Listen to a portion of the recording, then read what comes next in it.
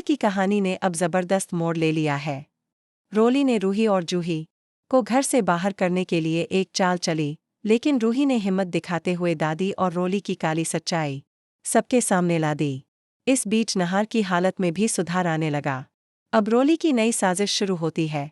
इस बार उसका निशाना है एक बूढ़ी आया जिसे वो घर से बाहर निकालना चाहती है। लेकिन उसे नहीं पता कि ये आया कोई और नहीं बल्कि खुद रूही है, वही रूही जिसे उसने मरवा देने की साजिश रची थी। रूही ने बूढ़ी आया का रूप लेकर नहार की सेवा शुरू की। उसकी दवाइयों से लेकर उसके मनपसंद खाने तक रूही हर जरूरत का ख्याल रखती है। उसकी मेहनत रंग लाने लगती है और नहार धीरे धीरे मानसिक रूप से ठीक होने लगता है। इधर रोली डरने लगती है, अगर नहार पूरी तरह ठीक हो गया तो वो सारा सच उगल देगा। इसलिए रोली हर रोज एक नई चाल सोचती है ताकि बूढ़ी आया को बाहर निकाला जा सके। रूही जानती है कि अभी अगर उसने सच बताया तो कोई यकीन नहीं करेगा, इसलिए वो चुपचाप अपनी पहचान छुपाए रखती है। लेकिन जूही को बूढ़ी आया पर शक होने लगता है।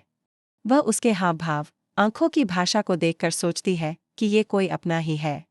एक दिन जूही पर्दे के पीछे से देख रही होती है जब रूही नहार की देखभाल करते हुए अपना मेकअप हटाती है और उसका असली चेहरा सामने आता है। जूही हैरान रह जाती है।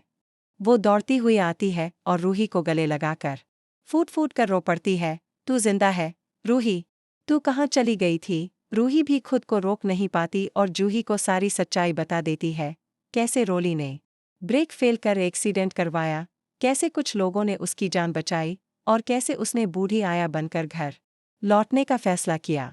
जूही ये सब सुनकर टूट जाती है, लेकिन फिर हिम्मत के साथ कहती है, अब बहुत हो गया।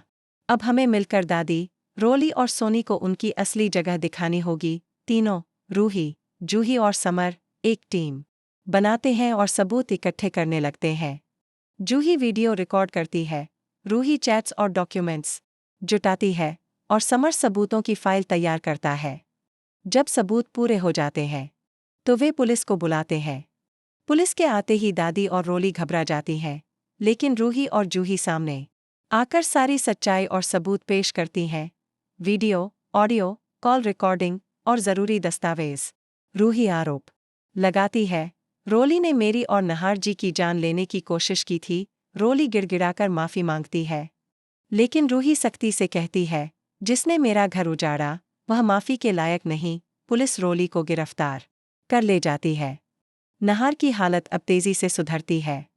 रूही को देखकर उसकी आंखों में चमक लौट आती है और वह बोल पड़ता है, रूही।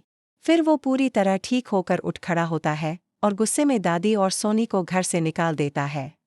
इसके बाद रूही, जूही, समर और नहार का पुनर्मिलन होता है।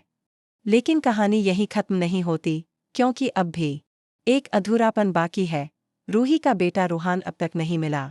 तो दोस्तों, अगर आप चाहते हैं कि रूही और नहार को उनका बेटा रूहान वापस मिल जाए, तो इस वीडियो को लाइक करें, चैनल को सब्सक्राइब करें और कमेंट में ज़रूर लिखें, आई सपोर्ट रूही जूही। और अगर आप भी अपने परिवार की सुरक्षा के लिए लाइफ इंश्योरेंस लेना चाहते हैं, तो कमेंट करें, हम आपको पूरी जानकारी देंगे।